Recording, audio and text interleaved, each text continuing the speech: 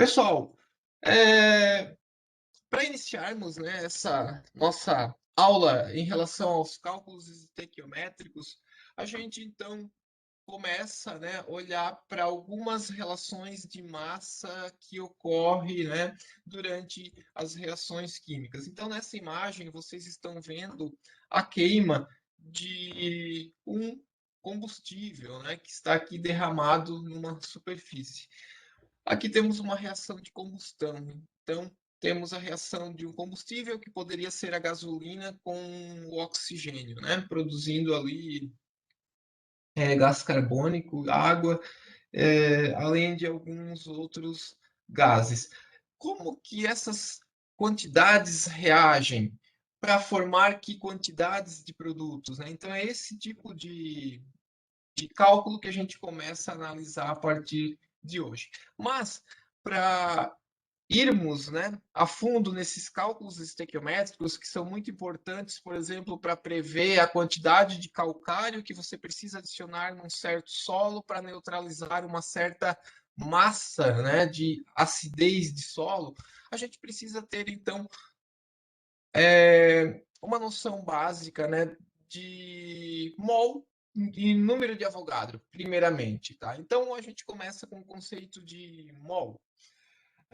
O mol ele está relacionado a uma quantidade de matéria muito grande, correspondente a 6,02 vezes 10 na 23 objetos. Tá? Então, como uma dúzia representa 12 unidades, um mol representa 6,02 vezes 10 na 23 unidades. Então, é, um mol de moléculas de água pesa 18 gramas, né? Como que eu sei que pesa 18 gramas?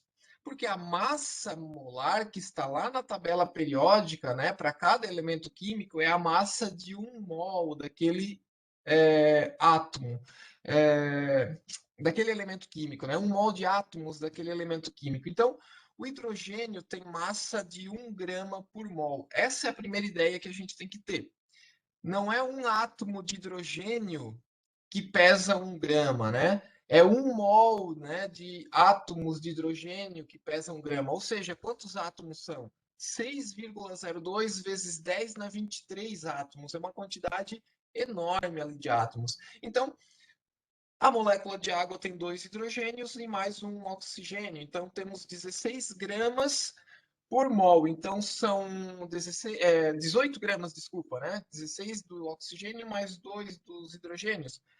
18 gramas, né? É a massa de 6,02 vezes 10 na 23 moléculas de água. Então, essa é a primeira ideia. Carbono, a massa molar é 12, né? Então, não é um átomo de carbono que pesa 12 gramas. Imagina, 12 gramas é praticamente o peso de uma caneta. Um átomo de carbono não pesaria 12 gramas, né? Na verdade, é 1 mol de átomos de carbono, ou seja, 6,02 vezes 10 na 23 átomos de carbono para dar lá 12 gramas. Então, aquela massa molar que a gente busca na tabela periódica e que a gente vai começar buscar sempre, né, esses valores de massa molar para os cálculos, né, estequiométricos, ele se refere a 1 mol, né, daqueles átomos. Então, o carbono é 12 gramas por mol, né? A unidade de massa molar é gramas por mol, gramas para cada mol daquele elemento químico. Lembrando que 1 mol, então, representa 6,02 vezes 10 na 23 espécies. Vejam que a gente usa a potência de 10 porque é um número muito grande, né? Se a gente fosse escrever ele ali, a gente precisaria. A gente ocuparia um espaço enorme, né? Um número enorme, tá? Então, nessa figura que vocês estão vendo aqui ao lado, pessoal, a gente tem um mol de três substâncias. Então, aqui, primeiramente, né? Aqui nesse vidro relógio, a gente tem 1 mol do sólido cloreto de sódio, tá? Aqui, ó, sal de cozinha. Quantos gramas tem 1 mol de NaCl, cloreto de sódio? Então, eu pego a massa do sódio, 22,99 gramas por mol, e mais a massa do cloro, 35,45 gramas por mol. Se eu somo a massa dos dois elementos, eu tenho 58,44 gramas por mol. Então, aqui, se eu estou dizendo para vocês que eu tenho 1 mol de cloreto de sódio, de sal de cozinha, eu tenho 58,44 gramas do composto, tá? Aqui, ó, ok? Agora, nessa proveta que vocês estão vendo aqui, ó, lembra lá da aula de vidrarias, né? Uma proveta. Ela está completada até aqui, ó. Tá? Eu digo para vocês que aqui eu tenho 1 mol de moléculas de água. A massa molar da água é 18. Como a densidade da água é praticamente igual a 1, né? 18 ml, que é o que está dentro aqui, o volume que eu estou lendo aqui, né? Tá difícil para ver, mas eu estou dizendo para vocês que tem 1 mol aqui, então 18 ml aqui, representando as 18 gramas, né? Como 1 mol são 18 gramas para a água, né? 18 gramas corresponde a 18 ml, considerando a densidade igual a 1. Então, aqui essa proveta está com 18 ml de água. Quando você bebe 18 ml de água, você bebeu 1 mol de moléculas de água. Ou seja, você bebeu 6,02 vezes 10 na 23 moléculas de água. É bastante, né? Geralmente um copo tem 180 ml, mais ou menos, né? É 10 vezes isso, né? Então, num copo de água, a gente tem 10 mols, né? Mais ou menos 10 mols de água. Ou seja, 6,02 vezes 10 na 24 daí, né? Vezes 10 na 24 moléculas, aumenta 10 vezes ali, tá? Então, 180 ml de água, um copo de água, né? 10 mols de água. E além disso, temos aqui um balão, né, que tem o gás oxigênio. Nas condições CMTP, né, condições normais de temperatura e pressão, temos aqui 1 mol do gás oxigênio.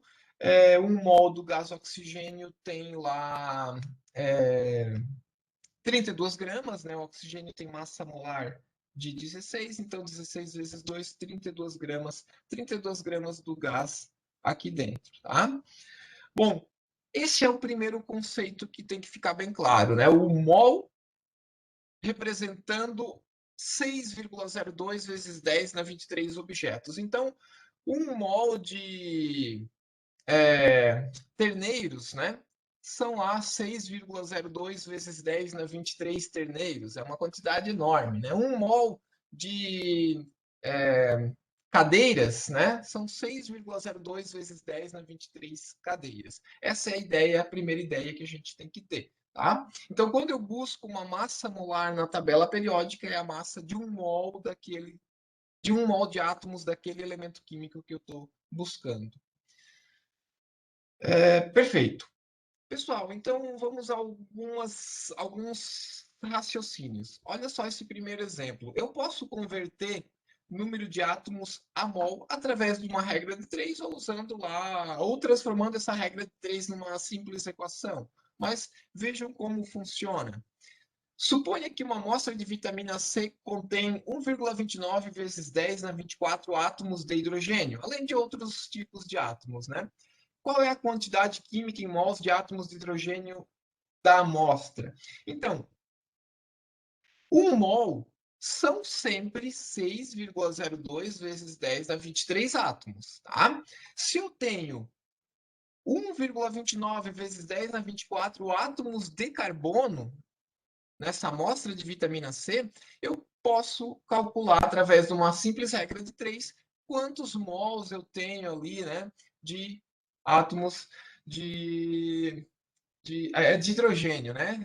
Átomos de hidrogênio, não de carbono, desculpa, tá? Átomos de hidrogênio, tá? Então, se eu tenho uma amostra contendo 1,29 vezes 10 na 24 átomos de hidrogênio, isso significa quantos mols? Sempre, né? Eu relaciono 1 mol com o número de Avogadro. Como eu tenho 1,29 vezes 10 na 24 átomos, eu vou ter lá um pouco mais do que 1 mol, né? Faço uma regra de 3 aqui, eu tenho lá 2,14 mols de átomos de hidrogênio. Então, essa Professor, primeira relação sempre será igual, né? 1 mol representando o número de Avogadro. E daí você monta a equação ali, conforme você precisa, né? Para sair da enrascada, né? Para resolver o exercício. Alguém chamou? Pode falar? tipo, esse 1 mol é 6,02 vezes 10 na 23, é tipo uma constante, é sempre esse número aí? Exato, é isso, Gabriel. É a constante de Avogadro, tá? 1 mol é sempre essa quantia. Assim como uma dúzia é sempre 12, né? Uhum. Independente se é uma dúzia de ovo, uma dúzia de cadeiras, uma dúzia de lápis, é sempre 12 lápis, né? Uma dúzia de canecas, né? Serão sempre 12 canecas. 1 mol será sempre 6,02 vezes 10 a 23, tá? É isso aí mesmo.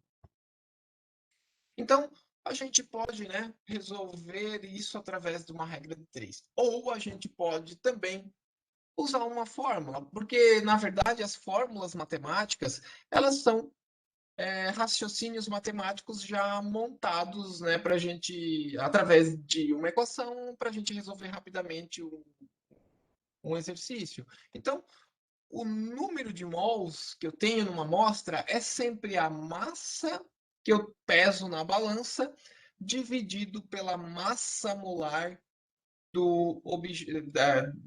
daquele composto, né? Então eu posso sempre transformar uma massa em número de mols, ou se eu tenho o número de mols, eu posso saber qual é a massa em gramas, desde que eu saiba quem é o composto, porque eu preciso conhecer a massa molar. Então, eu posso transformar mol para grama ou grama para mol. Basta eu saber qual é o composto, porque eu preciso saber a massa molar. Então, para transformar massa para mol, eu preciso saber a massa molar.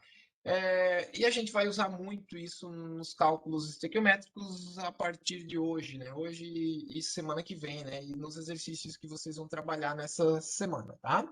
Então, olha lá outro exemplo.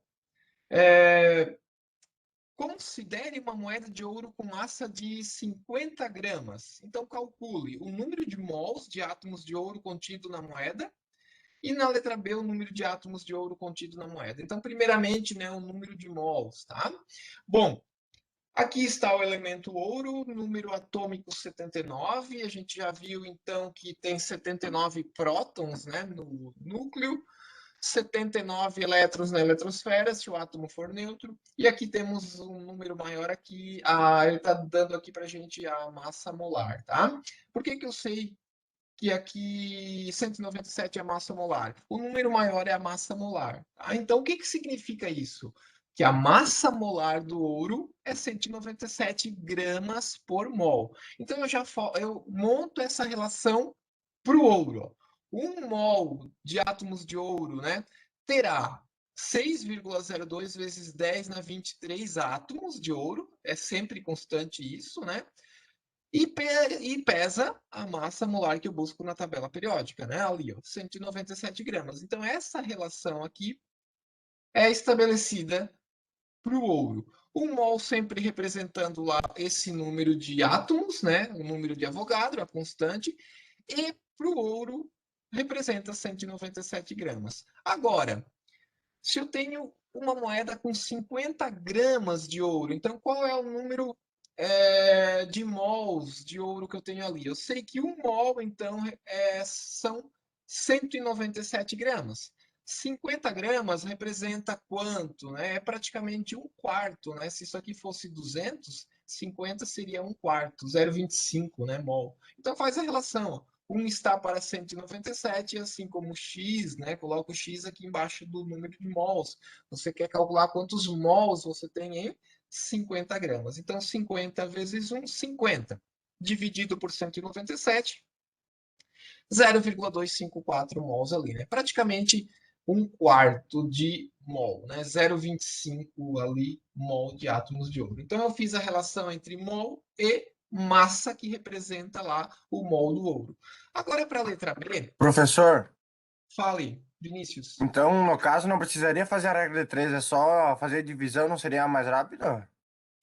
Pode ser, ó. Você pode vir aqui, ó, né? Pode usar a fórmula, Vinícius. Também, ó. Pega a massa da moeda aqui, ó, 50 dividido pela massa molar, 197. Perfeito, pode usar a fórmula, tá? Estou mostrando para vocês que a fórmula, na verdade, é a regra de 3, só que já montada para vocês, tá? Então, pode usar a fórmula sim. Pega lá a massa e divide pela massa molar. Então, a moeda tem 50 gramas. 50 dividido por 197, você tem lá 0,254 mols, tá? E para calcular o número de átomos de ouro contido nessa moeda. Então, essa moeda de 50 gramas é composta por quantos átomos de ouro? Vejam que agora eu vou montar uma regra de 3 aqui, ó. Então, se ela tivesse 197 gramas, ela teria 6,02 vezes 10 a 23 átomos de ouro. Só que ela só tem 50 gramas. Então, faz uma regra de 3 aqui, né? Você tem, então, 1,53 vezes 10 a 23 átomos de ouro, né? Pega o 6,02 vezes 10 a 23, multiplica por 50 e divide por 197, tá? Você poderia usar a resposta da letra A também para calcular, né? Poderia também usar a resposta da letra A, tá? 1 mol tem 6,02 vezes 10 na 23 átomos. 0,254 mols, você colocaria aqui, né? 0,254 mols teria X átomos de ouro aqui. Coloca o X, né? Faria uma regra de 3 aqui. Você chegaria no mesmo 1,53 vezes 10 na 23 átomos de ouro ali, tá? Então, sempre você tem, né, essa primeira linha sendo obtida através do conhecimento teórico, que 1 mol é aquela quantidade referente ao número de Avogadro e pesa em gramas a massa molar do composto lá na tabela periódica. Então, o que está mudando é isso aqui, ó. Para o ouro, isso aqui é 197, né? Para o hidrogênio, era 1,01. Para o carbono, vai ser 12. E assim por diante, tá? Para o alumínio, 27. Então, a massa molar do elemento químico em questão, tá? O que muda ali. E a gente busca isso na tabela periódica, tá? Perfeito. Qualquer dúvida, interrompe, pessoal. Tá? Tudo tranquilo? Ok.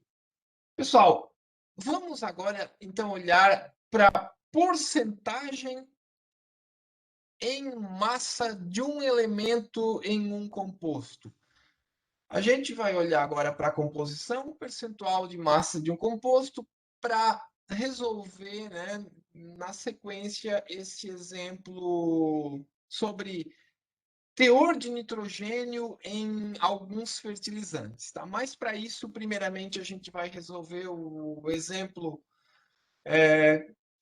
do cloreto de sódio, que é mais simples, e daí depois a gente avança para o exemplo do nitrogênio. Tá? Então, olha lá, ó, calcule o percentual em massa de cloro no cloreto de sódio. Tá? Qual é a porcentagem de cloro no cloreto de sódio? Então, ó, além do que a gente viu até agora, a gente entra agora em percentuagem ou percentual, né? Porcentagem ou percentual em massa de um elemento em um composto químico. Então, vamos lá. Se o composto é o cloreto de sódio, vamos pegar aqui, ó, NaCl, né? NaCl. Eu quero saber quantos por cento do cloreto em massa, né, no cloreto de sódio é cloro. Então, qual é a porcentagem de cloro, né, a porcentagem em massa, tá? Qual é a porcentagem em massa ali? Vamos colocar assim, porcentagem de, de cloro, né, no cloreto de sódio em massa, tá? Então, eu preciso buscar a massa molar do composto, tá? Qual é a massa molar do composto, primeiramente? Para mim calcular a porcentagem em massa do cloro. Então, eu tenho que somar a massa do sódio, que é igual a 22,99 gramas por mol, com a massa do cloro, que é 35,45 gramas por mol. 35,45 gramas por mol. Tá? Somo as duas massas, eu vou obter, então, a massa molar, que eu chamo de emissão. Tá? 58,44 gramas por mol. Então, a massa molar do NaCl obtida, né, é 58,44 gramas por mol. Agora, o que eu faço? Eu vou fazer uma regra de 3 e eu vou verificar quanto que o cloro contribui para o total dessa massa molar. Então, eu faço o seguinte, 58,44 gramas é 100%. Eu quero descobrir a porcentagem de cloro, né, em massa, tá? Qual é a porcentagem de cloro em massa? Então, o cloro contribui com quanto ali? Ó? Contribui com 35,45 nesse 58,44. Então, 35,45 gramas vai ser quantos por cento? Eu vou fazer uma regra de 3 aqui e eu vou verificar que isso representa 60,66%, tá? Essa é a porcentagem em massa, tá? Porcentagem em massa de cloro, tá? De cloro no cloreto de sódio, tudo bem? O que significa isso? Que nesse sal, independente de qual for a massa que eu pesar dele, sempre 60,66% dessa massa será de cloro. O que falta para 100%, então, né, será a do átomo de sódio. Né? Então, 100 menos 60,66, 39,34%, né, é o que falta. Né? Então, será de sódio. Tá? 39,34% em massa é sódio. Se eu tiver, então, uma massa de 100 gramas de sal de cozinha, altamente puro, né? 100 gramas de sal de cozinha, de cloreto de sódio, significa que eu tenho 60,66 gramas de cloro e 39,34 gramas de sódio. E se eu tiver 1 quilo? O que muda são as massas, mas a proporção será sempre essa aqui. Então, se eu tiver 1 quilo, eu tenho 606,6 gramas de cloro e 393,4 gramas de sódio. Tudo bem? Conseguiram entender? 1 quilo são 1.000 gramas, né? Tira 60,66% de 1.000, você tem 606,6 gramas de cloro. Perfeito? Se eu tiver 10 quilos, você vai multiplicando, a proporção é a mesma. Se eu tiver 1 tonelada, lembra que sempre 60,66% será cloro. 39,34% será sódio. Então, é só fazer uma correção. A massa total do composto é 100%. Se você quiser saber qual é a massa do cloro, lembra que ele representa nesse composto 60,66%. Né? Então, esse primeiro cálculo aqui, eu trago para vocês, ele é bem simples, mas ele deixa bem claro, né, essa ideia, né, da porcentagem em massa de um elemento num composto. Por quê? Na sequência, né, a gente vai ver aqui 3 fertilizantes que podem ser usados para fornecer nitrogênio ao solo. E aí eu posso perguntar para vocês qual tem o maior teor de nitrogênio. E aí vocês podem calcular através desse cálculo que a gente acabou de ver aqui, tá? Então é o que a gente vai ver na sequência, tá? Então olha lá, ó. Olha lá o que diz o exemplo.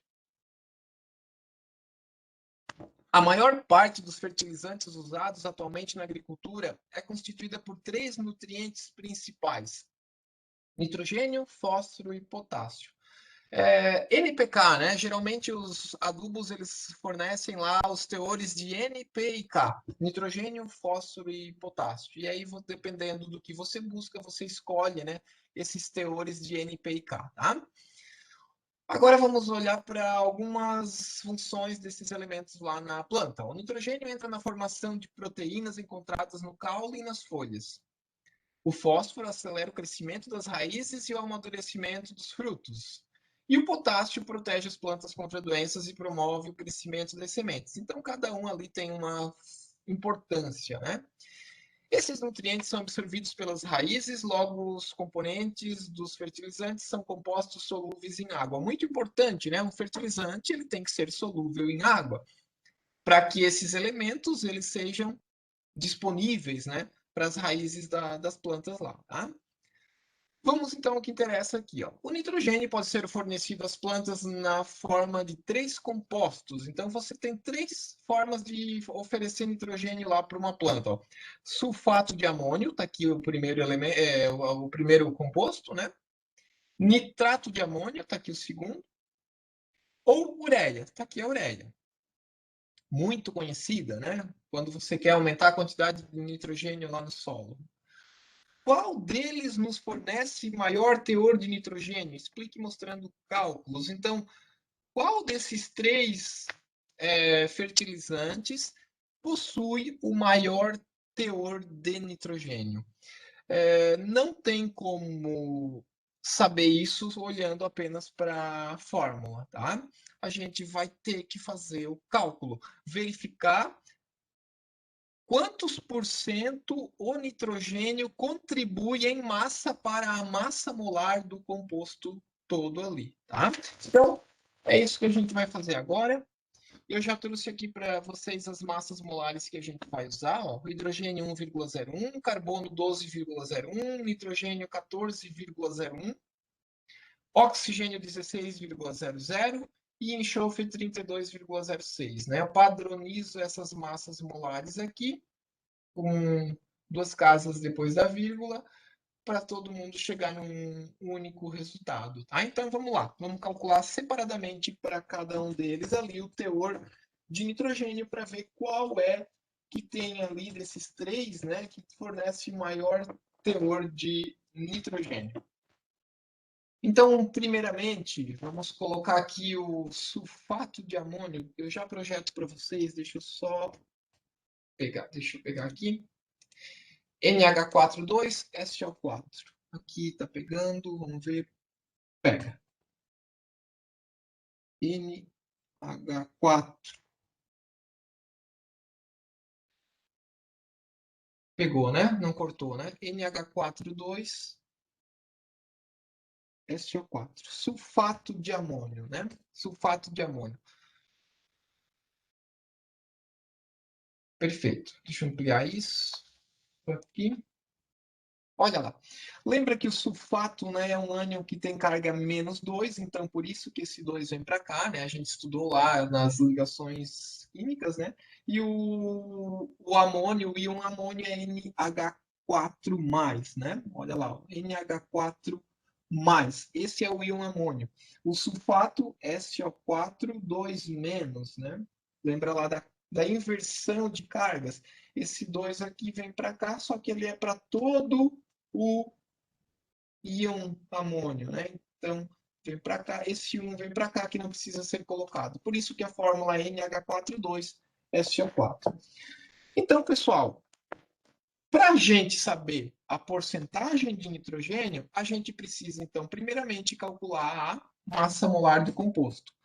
Pessoal, tem que tomar cuidado, porque muitas vezes, né, isso aqui eu já coloquei em algumas avaliações, o pessoal erra no cálculo da massa molar porque faz com pressa. Tem que fazer com calma, olha lá. Ó. Tem 2 átomos de nitrogênio, né? Ó, 2 nitrogênios ali. Isso contribui, então, para quanto? 2 vezes a massa molar de nitrogênio. Qual é a massa molar de nitrogênio? 14,01. 14,01. Isso dá lá, então, 28,02 de contribuição. 28,02 gramas por mol, tá? As unidades aqui, todas, né, em gramas por mol. Temos ainda, ó, 2 vezes 4, 8. 8 hidrogênios. Então, 8 vezes o hidrogênio. Qual é a massa molar do hidrogênio? 1,01. Então, tem lá uma contribuição de 8,08 gramas por mol de hidrogênio. Além disso, ó, temos 1 vezes o enxofre. Então, 1 vezes massa molar de enxofre, 32,06, tá? Que acaba dando 32,06 gramas por mol. E, além disso, tenho 4 oxigênios, né? 4 vezes o oxigênio, 4 vezes 16,00. Isso dá lá 64,00 gramas por mol. Então, somando essas massas, eu tenho a massa molar, que eu chamo de emissão, né? Por um composto sulfato de amônio. Então, a massa molar ali, 132,16, tá? Gramas por mol. Essa é a massa molar do composto. 132,16 gramas por mol. Agora, o Bernardo respondeu que é a ureia, né? Vamos provar, então, Bernardo. Vamos provar que é a ureia. Vamos ver se é mesmo a ureia, tá? Agora a gente vai verificar quantos por cento dessa massa aqui é contribuição de nitrogênio, né? Então, você faz aquela regra de 3, 132,16 é o total, é 100%. O nitrogênio contribui em quanto para essa massa molar? Vejam que você tem 2 nitrogênios. Então, você tem uma contribuição de 28,02 gramas de nitrogênio. Tá? Toma cuidado, não é um nitrogênio apenas. São 2 aqui nessa molécula. Então, dessa massa molar aqui, 28,02 gramas é contribuição de nitrogênio. E isso acaba nos representando ali 21,20%, né? Então, nesse composto, no sulfato de amônio, o nitrogênio representa 21,20% em massa. Então, se você tem 100 gramas desse composto, você tem 21,20 gramas de nitrogênio, tá? Pessoal, perfeito até então? Com relação a esse cálculo, tranquilo? Calculei a massa molar.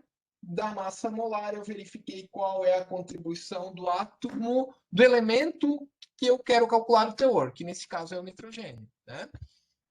Então, nitrogênio contribuindo ali com 28,02 gramas na massa molar total do composto, isso representa 21,20%. Pessoal, eu vou ter que ir apagando aqui, então eu só vou, desse cálculo, eu vou pegar aqui o que é importante para a nossa sequência, tá? Então, eu vou colocar aqui do lado, a massa molar, 132,16 gramas por mol, ok? E vou calcular, e vou colocar aqui do lado também o teor, né? O teor de nitrogênio 21. Ele não cortou, não, né? 21,20% de nitrogênio, tá? Os resultados que a gente obteve ali. Eu vou precisar apagar aqui para fazer para o próximo fertilizante, tudo bem? Então, a massa molar que a gente calculou, que a gente obteve através do cálculo, e a porcentagem de nitrogênio para a gente comparar com os outros 2 fertilizantes. Perfeito. Então, agora vamos para o segundo fertilizante. Vamos separar isso aqui. O segundo fertilizante era o nitrato de amônio, né? Nitrato de amônio, NH4NO3. NH4NO3. Nitrato de amônio. Tá lá. NH4NO3. Lembra que o cátion amônio tem carga mais 1 e o nitrato é um ânion que tem carga menos 1. Né? Então, a inversão de cargas, como a carga é o mais 1 e menos 1 é igual, né? Sempre é 1 e 1, então não precisa fazer inversão de cargas ali.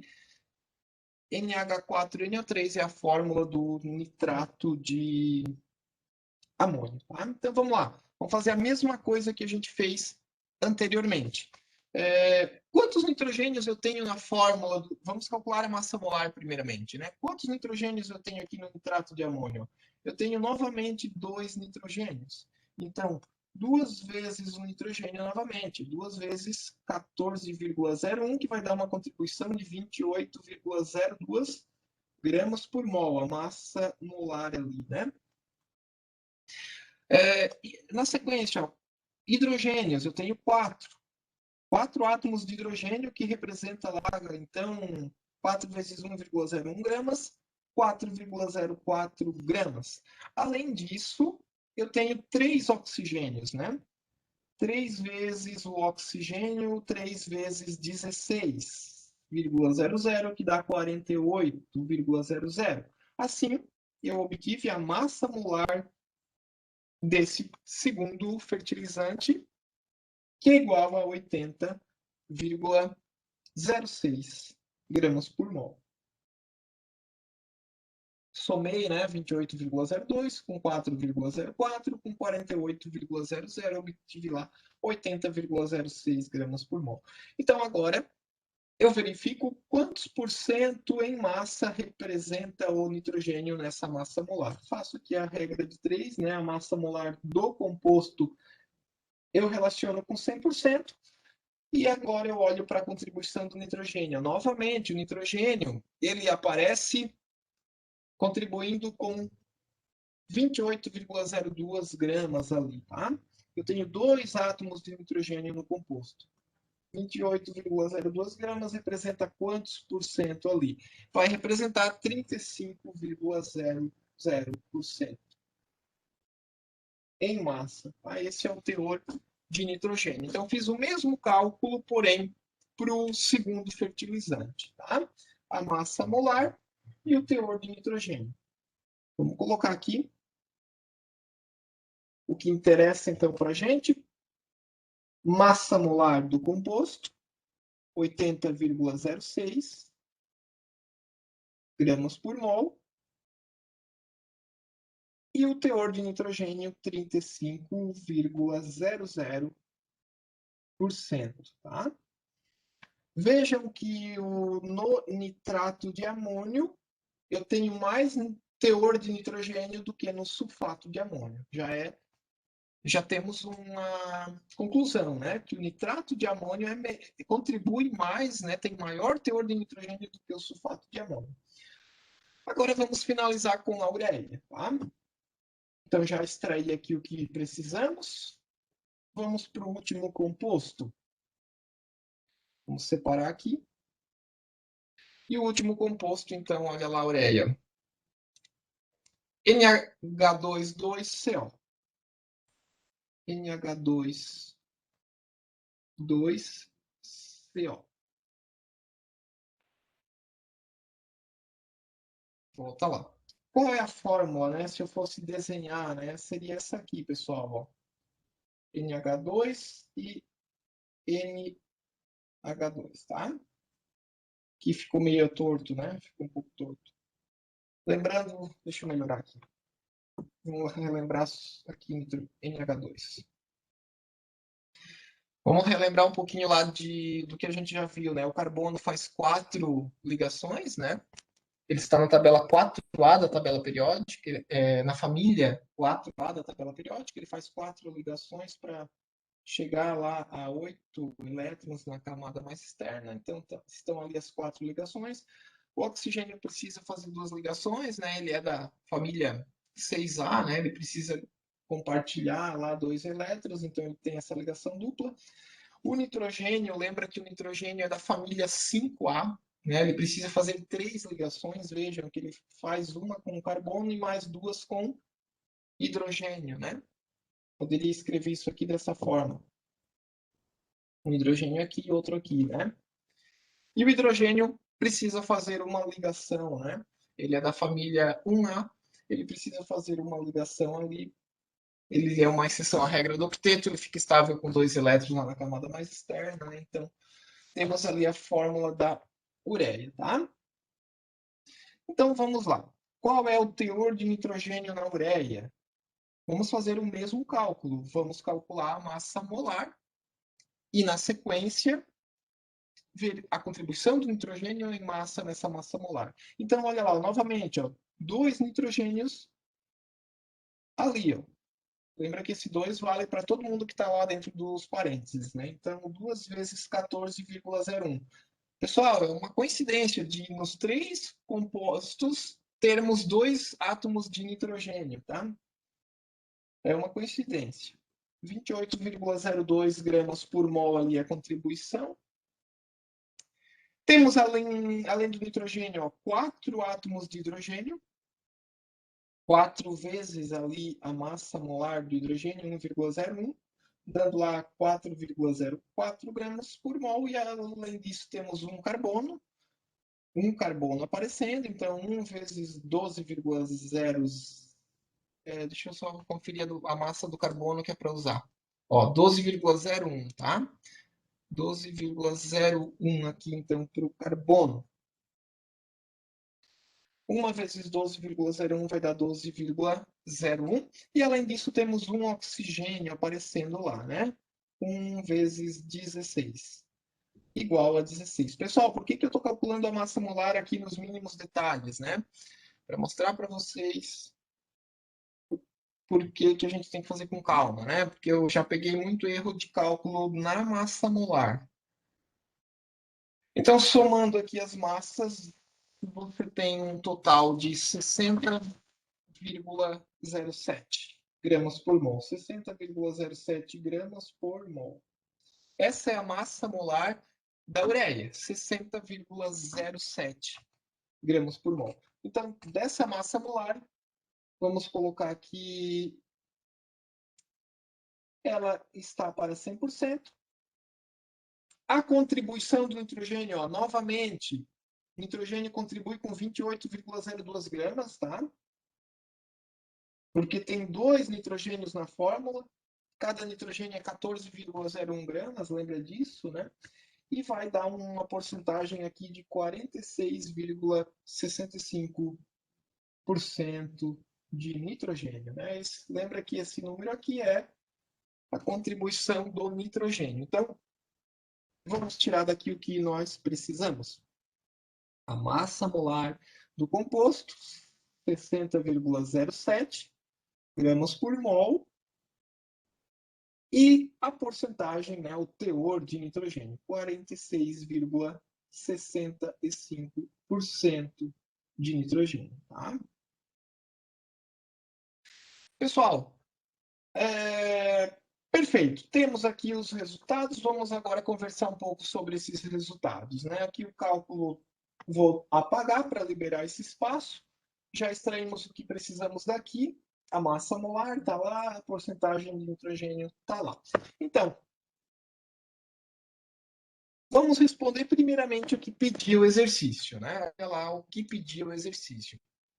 Qual deles nos fornece maior teor de nitrogênio? Explique mostrando os cálculos. Então, tá lá, né? Maior teor de nitrogênio é a ureia que fornece. Ele pedia para explicar mostrando os cálculos. São todos os cálculos que a gente fez ali. Tá? Em segundo lugar, o que fornece maior teor de nitrogênio é nitrato de amônio, né? Nitrato de amônio. E, por último, o sulfato de amônio, o mais pobre em nitrogênio. Pessoal, o que significa dizer que na ureia temos 46,65% de nitrogênio? Significa que praticamente metade, né? Metade seria 50%. Praticamente metade da massa que você espalha lá no solo, praticamente metade daquela massa é nitrogênio. Então, se você colocar 1 quilo de ureia no solo, você está colocando 466,5 gramas de nitrogênio. praticamente metade, praticamente 500 gramas, né? Praticamente metade da massa que você está colocando é o composto, nitrogênio. Então, olha só, vamos fazer alguns raciocínios. Se os 3 fertilizantes estivessem lá disponíveis na agropecuária para você comprar, e se os 3 custassem o mesmo preço, né? Os 3 custam lá R$ 10 ao quilo, por exemplo. Você vai levar quem? Você vai levar a ureia, né? Porque você paga menos, acaba pagando menos por quantidade de nitrogênio, porque sendo o mesmo preço, a ureia tem mais nitrogênio na sua em porcentagem em massa. Então você leva mais nitrogênio com aquele valor lá que seria igual para os 3, né, fertilizantes, o valor em reais, né? Se eles custassem o mesmo preço. Esse é um raciocínio muito simples de fazer. Os 3 custam o mesmo preço. Qual é mais vantajoso você comprar? Claro que você vai comprar a ureia. Praticamente metade do que você leva em massa é nitrogênio. Agora, dificilmente, os 3 estarão no mesmo preço. Dificilmente. Os 3 provavelmente terão preços diferentes.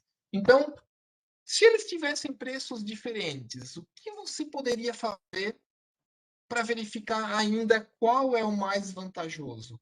Aí você teria que calcular quanto que custa cada grama de nitrogênio, tá ok? Então você teria que ter o preço dos 3 para fazer esse cálculo. Então vamos fazer uma suposição aqui, tá? Vamos fazer uma suposição. Vamos fazer esse raciocínio. Vamos supor que o primeiro, o sulfato de amônio, esteja custando R$ 10 o quilo. O nitrato de amônio, vamos colocar R$ 20 o quilo e a ureia R$ 30 o quilo. E vamos verificar quem seria mais vantajoso nessas condições, tá? Então vamos fazer aqui esse cálculo. Vou separar aqui. Vamos lá. Então, para o primeiro fertilizante, né?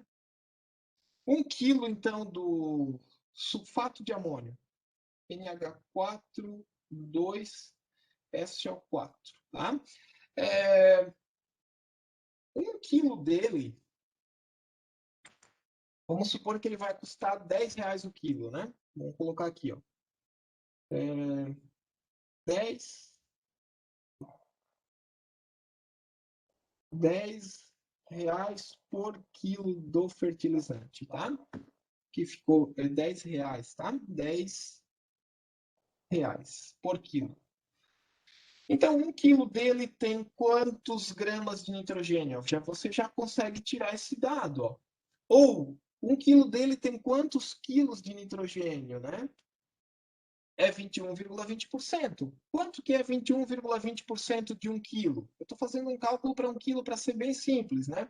Porque 1 quilo dele, do fertilizante, custa R$ 10. Então, 1 quilo desse fertilizante tem lá 0,2120 quilos de nitrogênio. Tudo bem? 21,20% de 1 quilo, né? São 212 gramas ali, né? 212 gramas. Só que eu vou deixar em quilo, tá? Vou deixar em quilo ali. Se eu pegar os R$ 10, né? E dividir lá por 0,2120, né? Que é a contribuição do nitrogênio, né? Em 1 quilo do fertilizante, eu vou ter um custo, vou colocar esse custo aqui, ó. Eu vou ter um custo de R$ 47 por cada quilo de nitrogênio. R$ 47 por cada quilo de quem? De nitrogênio agora, tá? Então, eu pego R$ 10 que custa 1 quilo, né, do fertilizante, pego esse R$ 10, divido pela massa de nitrogênio que teria em 1 quilo desse fertilizante, né? Como é 21,20% o teor de nitrogênio em massa, eu sei que em 1 quilo desse fertilizante eu tenho 212 gramas de nitrogênio. Só que eu deixei aqui em quilos, né? 0,2120 quilos de nitrogênio. Pego esse preço de R$ 10, que custa esse 1 quilo, né? Divido pela massa de nitrogênio que ele vai me fornecer, eu tenho custo por cada quilo de nitrogênio. Então, R$ 47 é o custo ali do nitrogênio, tá? Nesse primeiro fertilizante.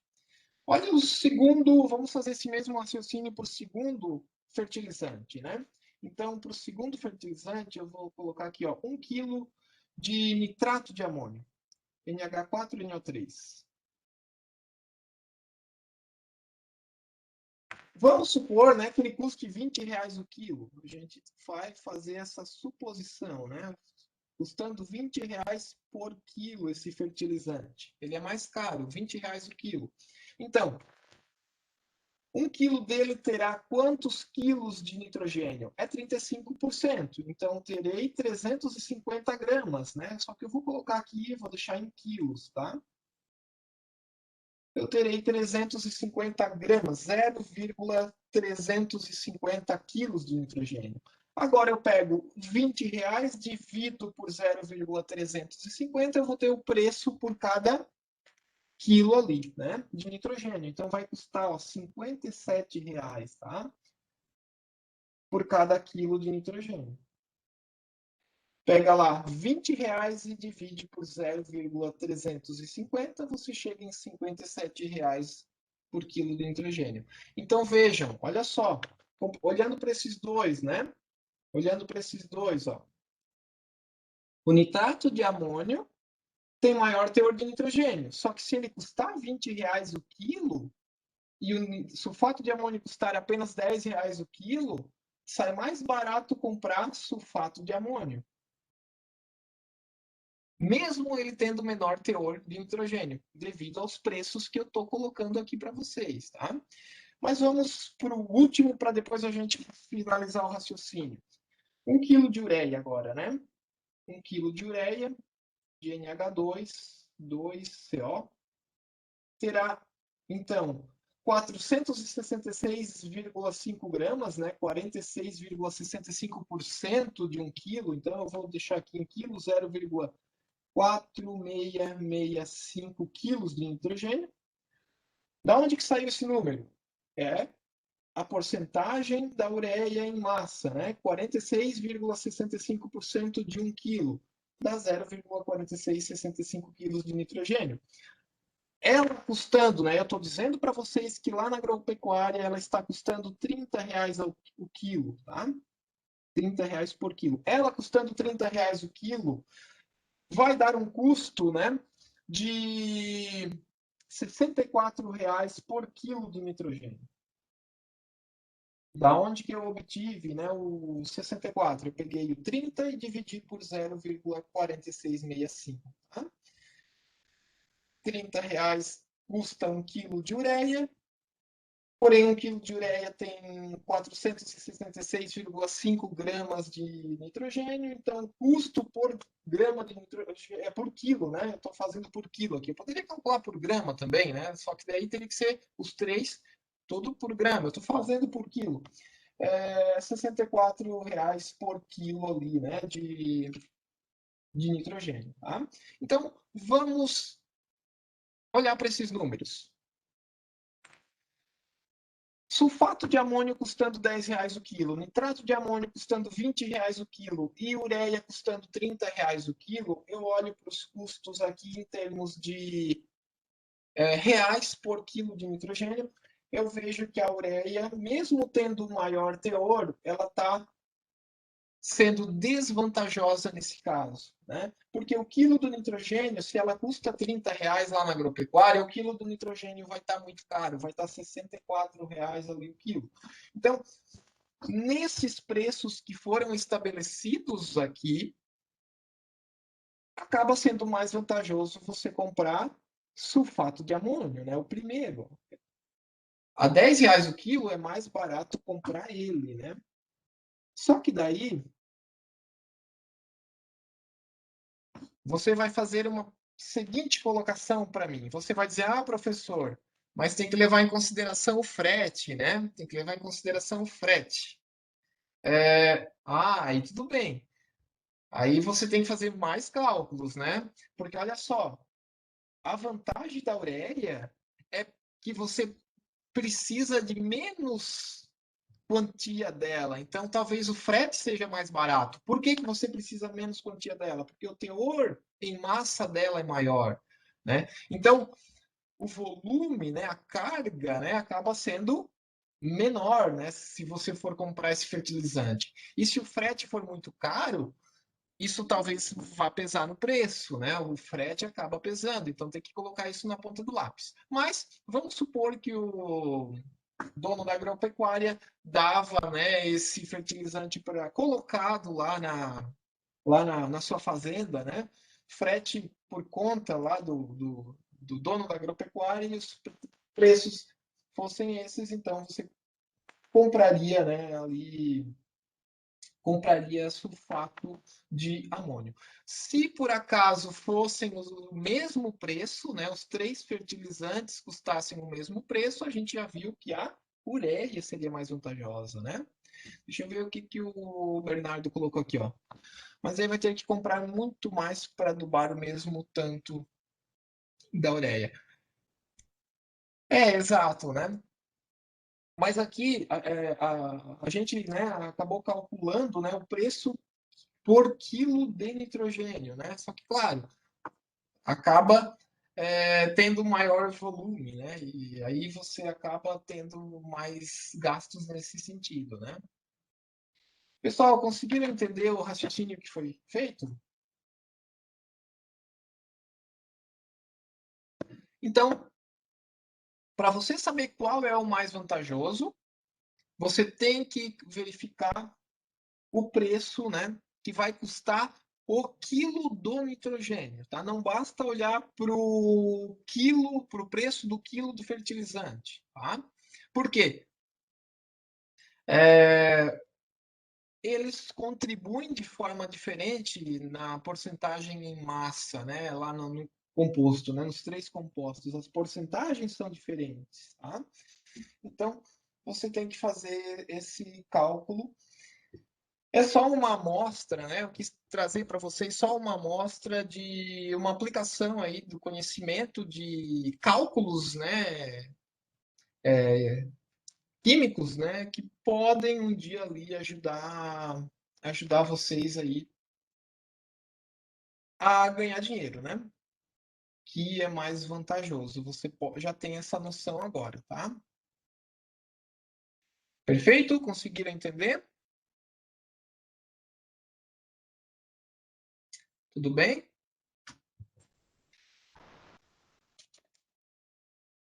Tudo bem, professor. Perfeito. Podemos ir em frente? Ótimo. Se os preços fossem diferentes, você faz o mesmo cálculo e compara lá, tá? Ótimo, então. Pessoal, lá na lista de exercícios tem alguma coisa semelhante, se eu não me engano, para calcular teor de potássio, tá? Teor de potássio em 3 fertilizantes. O cálculo é o mesmo, só que daí você vai ter que ver a contribuição em massa do potássio para aquela massa molar daquele composto, né? Então, Professor, o princípio é o mesmo. Oi? por exemplo, na adubação química ali, né, no NPK, Aham. ele considera um valor até 30 no Brasil, né? Aí eu queria saber se esse valor, por exemplo, que consta do NPK é por exemplo, o nitrogênio a 100%, o potássio a 100% e o fósforo a 100%. É isso que está contando, por exemplo, na embalagem do produto? Eu eu não sei te dizer, é Bernardo que estava com, é Bernardo, né? Não sei te Isso. dizer, Bernardo, eu nunca peguei um frasco de, uma embalagem de fertilizante para analisar, tá? Mas eu acredito que tem relação, tá? Quando tu fala em 30, como que aparece? Tu lembra como que aparece no rótulo esse 30? Ele não diz o que que é esse 30? É que assim, a categoria que eles classificam é, Ah, por é uma exemplo, categoria. é uma categoria específica, assim, daí o número máximo é 30, mas eu queria só saber se ele é CA 100%, entende? Por exemplo, o nitrogênio na sua totalidade, 100%, né? A 30 da categoria, no caso. Porque a categoria sempre é assim, de NPK, ele sempre conta, tipo, 10, 10, 30, né? E daí ele tem Uhum. uma categoria específica, só queria saber se ele era 100%. Eu nunca cheguei a verificar essa informação também, mas eu acredito que sim. E senão não faria sentido eles botar uma classificação com números, né? Sim, sim, sim. E acredito que quando vocês entrarem lá na disciplina de Química dos Solos com o professor Matias, tá? Eu acredito que lá vocês vão aprofundar e ele vai explicar melhor esses detalhes que são mais específicos aí para os agrônomos, tá? Beleza.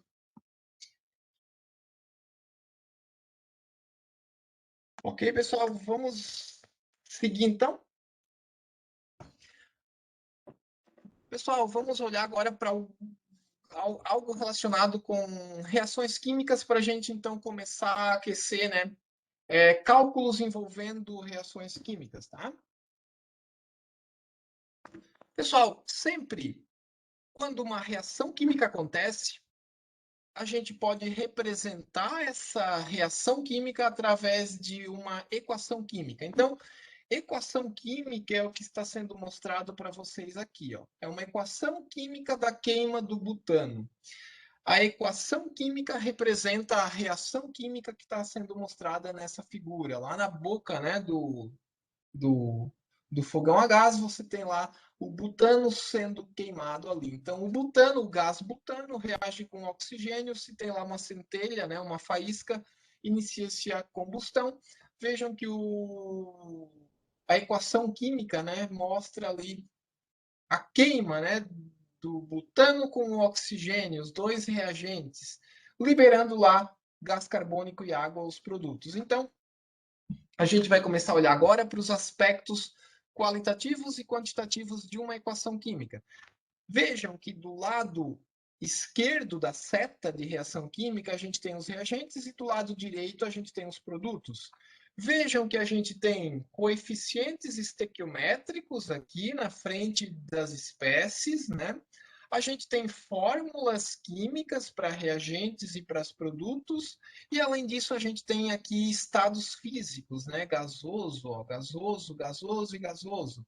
Então, os aspectos qualitativos estariam relacionados com quais espécies estão reagindo e quais espécies estão se formando, né? Quem é que está reagindo? Quem é que está se formando? Então, quais são as substâncias?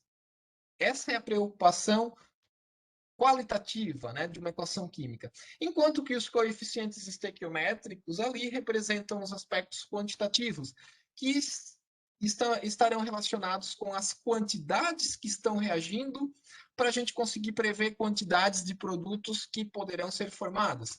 Então, 2 mols de butano reagem com 13 mols do gás oxigênio, produzindo 8 mols de CO2, de gás carbônico, né?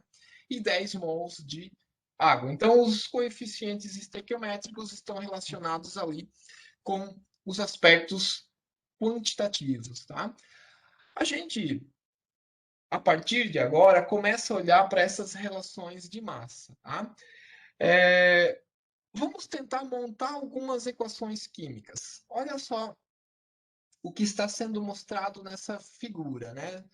O gás hidrogênio reagindo com oxigênio, formando água. Olha lá, ó, 2 moléculas do gás hidrogênio, então olha só, tem essa representação, né? Reagindo com uma molécula de oxigênio, produzindo 2 moléculas de vapor de água. Então, vejam lá os aspectos qualitativos e os aspectos quantitativos, né? Vejam que a equação está balanceada, né? 4 hidrogênios aqui, ó. 4 átomos de hidrogênio nos reagentes, 4 átomos de hidrogênio nos produtos, 2 átomos de oxigênio, né? Nos reagentes e 2 átomos de oxigênio nos produtos. Então, sempre, né, teremos que olhar para o balanceamento da equação química. A mesma coisa aqui, uma barra, né, na verdade, uma fita do metal magnésio sendo queimada, então reação com oxigênio novamente. Temos aqui uma indicação de calor, né, um delta, né, significa aquecimento aqui em cima da seta reacional, produzindo lá, então, o composto óxido de magnésio, né, bastante conhecida a reação ali também de queima do magnésio. Olha lá para um outro exemplo, ó, metano queimando com oxigênio para formar dióxido de carbono e água. Então, ó, metano reagindo com o gás oxigênio, né, forma CO2 e água. Eu tenho que balancear a equação química, eu vejo que eu tenho que acertar os coeficientes estequiométricos, né? Sempre, né, eu já comentei com vocês, começa por não metal, na sequência metais diferentes de hidrogênio e oxigênio, e daí por último hidrogênio e oxigênio, né? Escolhe um deles, o outro será balanceado. Um outro exemplo, ó, alumínio fundido, quando o alumínio é fundido e aquecido com óxido de bário, então veja lá, o alumínio reagindo com óxido de bário, né? Ocorre reação vigorosa e bário elementar fundido, ó, bário sendo formado, né? E óxido de alumínio, tá ali, óxido de alumínio se formam, né? Escreva a equação química. Então, temos ali os aspectos qualitativos e quantitativos envolvidos. A gente primeiro se preocupa com os aspectos qualitativos e, na sequência, a gente olha para o balanceamento, né? Olha para os aspectos quantitativos. E aí, somente depois de uma equação estar balanceada, a gente pode continuar com os cálculos estequiométricos, que a gente vai trabalhar a partir de agora e na semana que vem, tá? Sempre, pessoal, quando a gente faz uma mistura, né? Quando a gente faz um bolo, por exemplo, a gente mistura vários ingredientes. A gente mistura lá vários ingredientes que tem que estar numa certa proporção para que a massa fique boa, fique adequada, para que o bolo fique gostoso, por exemplo, né? Então, as reações químicas acontecem assim também. A gente precisa misturar quantidades e são dadas através da estequiometria das reações químicas. Não adianta eu colocar quantidades qualquer dos reagentes lá para formar produto. Eu posso, né, prever quanto que eu tenho que colocar de cada reagente para ter uma quantidade de produto obtida. Então, se eu quero obter uma certa massa de produto, eu posso prever que massa de reagente eu tenho que misturar. Que massa de reagentes eu preciso misturar se eu tenho mais do que um reagente. Então, esses dados, né, são dados pelos cálculos estequiométricos.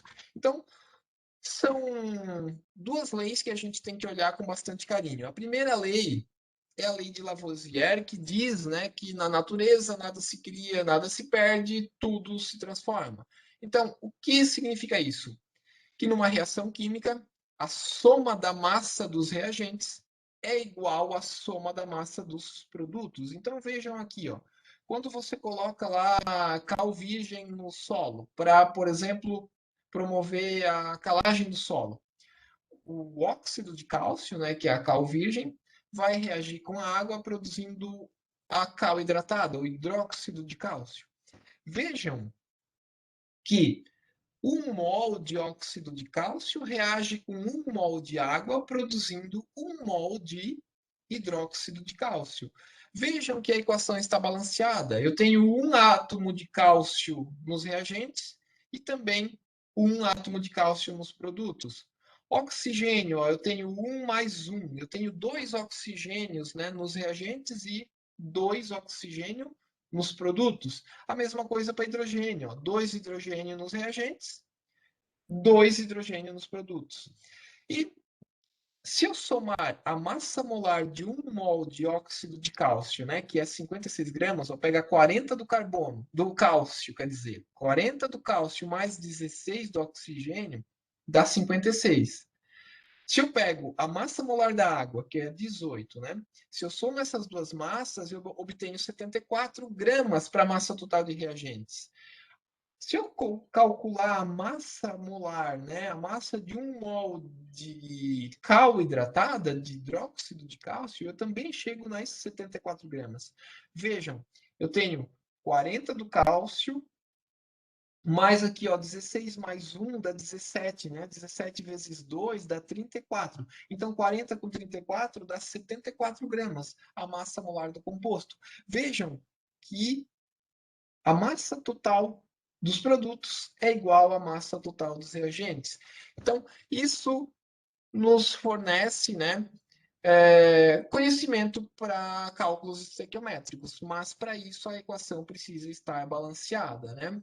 A quantidade de átomos nos reagentes tem que ser igual à quantidade de átomos nos produtos, para cada elemento. Assim, nós temos a lei, né, de conservação de massa agindo, né? A soma total de massa dos reagentes tem que ser igual à dos produtos. Essa é a primeira lei. É a lei de Lavoisier. A segunda lei é a lei de Prost, que diz que as proporções são mantidas. Então, as proporções em que as reações acontecem, né, sempre são mantidas. Então, se 56 reage com 18, se eu colocar aqui o dobro, né, 112 desse reagente, óxido de cálcio, se eu colocar 112, eu vou precisar do dobro também de água, vou precisar de 36 gramas de água. A reação, né, a proporção se mantém. Se eu colocar 560 gramas desse reagente, ou seja, 10 vezes mais do que está aqui, né? Se eu colocar 560 gramas desse reagente, eu vou precisar de 180 gramas de água, né? E aí eu vou formar 740 gramas de hidróxido de cálcio. Então, vejam, as proporções são mantidas, né? Então, essa é a lei de Prost. Essas duas leis elas servem para a gente fazer qualquer cálculo estequiométrico. Prever quantidade de produto quando eu misturo certas quantidades de reagentes, por exemplo. Então, vamos olhar para essa equação que está sendo mostrada aqui, ó, a queima do gás butano novamente, lá na boca do fogão a gás, né? Então, temos a equação balanceada ali. A gente pode até conferir, né? Olha lá, ó, 8 átomos de carbono nos reagentes, né? Ó, 8 nos produtos. Hidrogênios, eu tenho 20 átomos de hidrogênios ali, né? 2 vezes 10, 20 nos reagentes, ó, 20 nos produtos também. 10 vezes 2, 20. Oxigênio, eu tenho aqui 26, né? Vamos lá, ó, 16 aqui, 2 vezes 8, 16. Mais 10 aqui, né? 10 vezes 1, 10. Então, 16 com 10, 26 também. 26 oxigênio nos produtos, 26 nos reagentes. Olhando para essa equação química, eu posso trabalhar ela de várias formas. Eu posso dizer que 2 moléculas do butano reagem com 13 moléculas de oxigênio, de gás oxigênio, né? Produzindo 8 moléculas de água e 10 de gás carbônico e 10 moléculas de água. Trabalhei em termos de moléculas. Eu posso também trabalhar em termos de mol. Eu posso dizer que 2 mols de butano reagem com 13 mols de oxigênio, do gás oxigênio, produzindo 8 mols de CO2, né, e 10 mols de água. É só multiplicar, né, cada quantia ali por 6,02 vezes 10 na 23 moléculas, que eu teria a quantidade em mols. Então, eu posso trabalhar em moléculas, eu posso trabalhar em mols e ainda eu posso trabalhar em massa, que é o que a gente mais usa. 2 mols de butano corresponde a quantos gramas? Ó? É só eu pegar a massa molar do butano, 4 vezes 12 mais 10 vezes 1, né? Dá 58 gramas ali, né? Então, só que eu tenho 2 mols reagindo. Então, 2 vezes 58 dá 116 gramas. Esqueçam essa linha de baixo por enquanto, tá? Vamos olhar só para essa aqui, ó. Então, 2 mols de butano são 116 gramas. Reagem com 13 mols de oxigênio. Então, quantos gramas representam 13 mols de oxigênio? 13 vezes a massa molar do oxigênio, né? Olha, qual é a massa molar do oxigênio?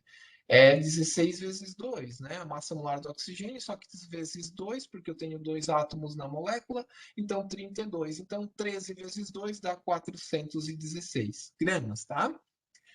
Vai formar quantos gramas de CO2? Vai formar 8 vezes a massa molar do CO2. A massa molar do CO2 é 44. Da onde que sai o 44? Ó? 12 gramas do carbono mais 32 gramas de oxigênio, né? 2 vezes 16 dá 32. 32 com 12, 44. Só que eu tenho 8 mols, então 8 vezes 44 dá lá 352 gramas, tá? E além disso, vai formar 10 mols de água. 10 vezes 18, né? A massa molar da água, dá 180 gramas. Então vejam, essas quantias aqui, que estão nessa linha, são quantias de reagentes, né? De massas de reagentes que serão consumidas e de massa de produtos que serão formados segundo a estequiometria da reação química. Da onde que eu tirei essas massas, né? Não foi do além, né, que essas massas surgiram. Essas massas surgiram das relações estequiométricas, né?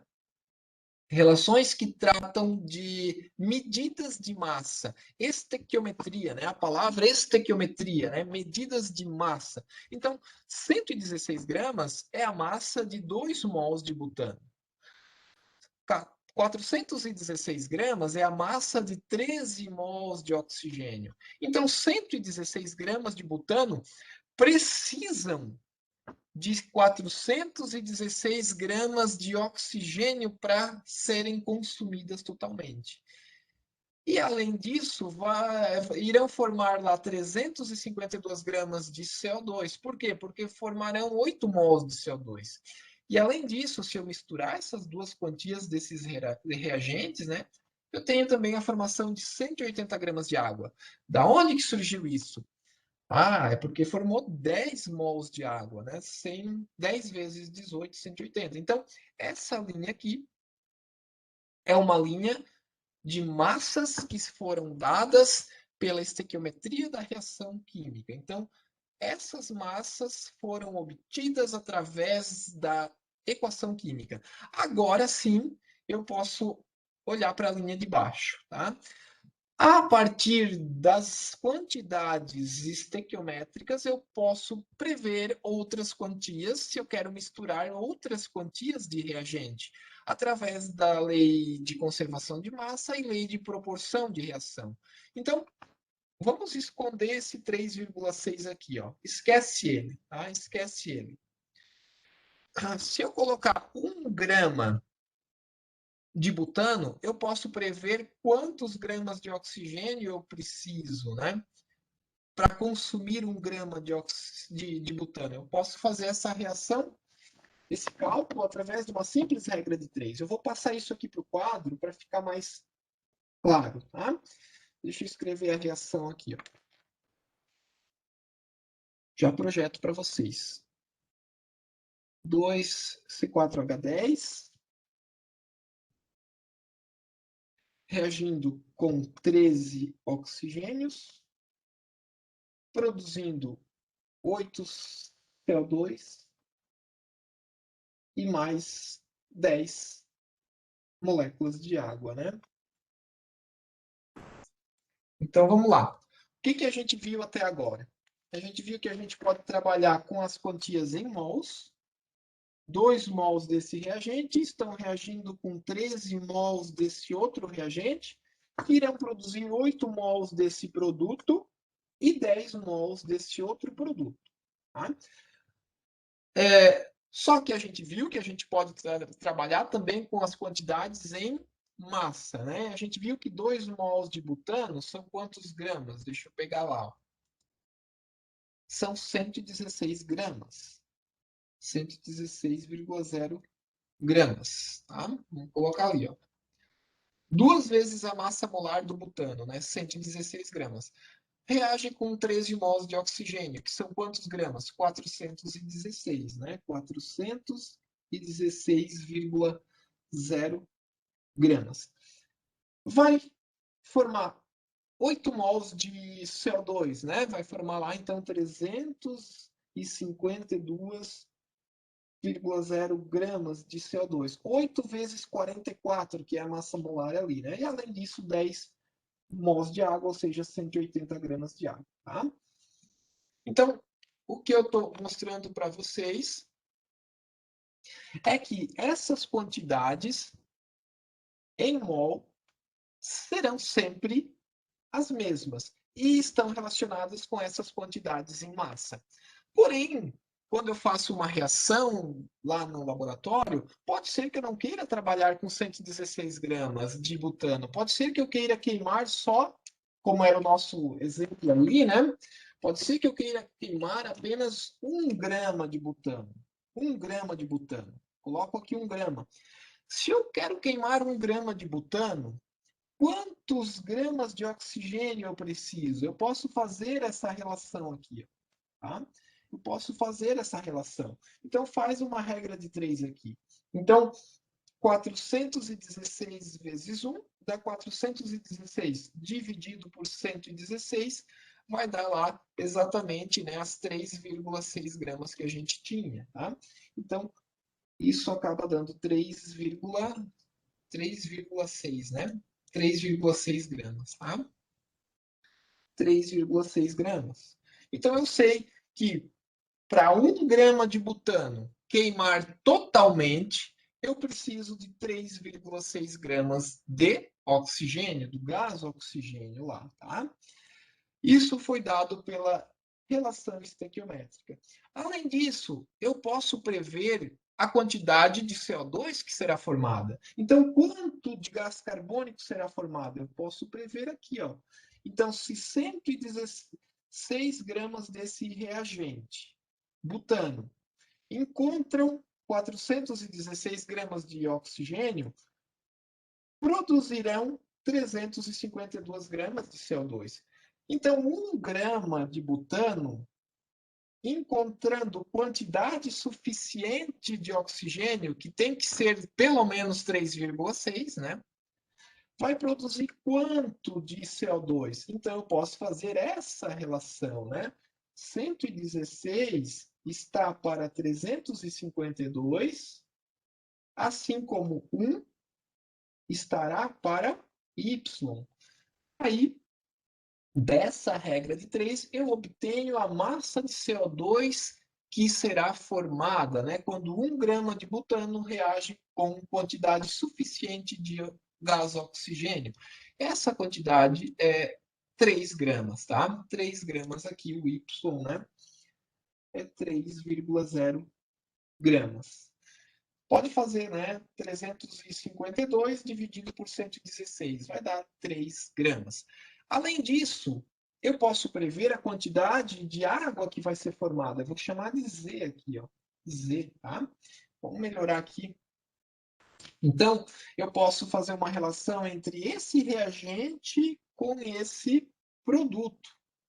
Se 116 gramas de butano encontram quantidade, 416 gramas de oxigênio irão produzir 180 gramas de água. Agora, para o meu caso hipotético, 1 grama, né, de butano encontrando quantidade suficiente de oxigênio, que é 3,6 gramas, já calculamos, vai produzir quantos gramas lá de água? Então, você faz a relação. 116, né? Olha lá, ó, está para 180. Assim como 1, que é a massa que eu estou usando, né? O meu exemplo aqui está partindo, né, de 1 grama. 1 está para Z ali, tá? Então, quanto que dá o Z, né? 180 dividido por 116, tá? 180 dividido por 116, eu tenho lá 1,6 gramas. 1,6 aqui, tá? 1,6 gramas. Então, vejam, calculamos a quantidade de oxigênio necessária para reagir com 1 grama de butano, lá na boca do fogão a gás, né? Para a combustão de 1 grama de butano, eu preciso de 3,6 gramas de oxigênio. Calculamos a quantidade de CO2 que será formada na reação. Serão liberados 3 gramas de CO2. E calculamos a quantidade de vapor de água que vai sair lá também na reação, 1,6 gramas. Tá? Agora, olha o que diz e olha como é tranquilo, né, a gente fazer um raciocínio trabalhando com 1 quilo. Para você ter ideia das leis das proporções. Se eu, ao invés de 1 grama de butano, eu trabalhar com 1 quilo de butano. 1 quilo de butano precisa de 3,6 quilos de oxigênio. Produzirá 3 quilos de gás carbônico. E, além disso, produzirá 1,6 quilos de água. Então, vejam que eu só multipliquei por 1.000 todo mundo. Né? De 1 grama para 1 quilo, eu tenho 1.000 vezes mais massa. Então, é só eu manter as proporções. Se eu dobrar essa massa aqui, ó, se eu colocar 2 gramas aqui, essa massa será o dobro? 7,2, né? 3,6, dobra 7,2. Essa massa aqui será 6 e essa aqui será 3,2. Vejam, dobrei essa quantidade de reagente, dobra a quantidade do outro reagente que eu preciso, dobra a quantidade dos produtos. Se eu multiplicar por 10, né, 10 gramas, vai precisar de butano, vai precisar de 36 gramas de oxigênio, vai produzir 30 gramas de CO2 e 16 gramas de água. Então, vejam que a proporção se mantém, tudo bem? Pessoal, me dê um feedback aqui no chat. Estão entendendo? Estão conseguindo entender o que eu estou mostrando para vocês?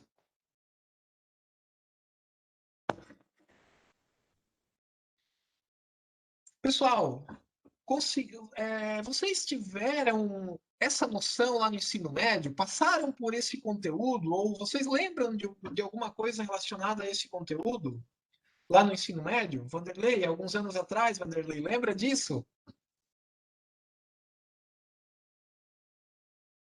A Renata disse que lembra, o Bernardo disse que lembra um pouco.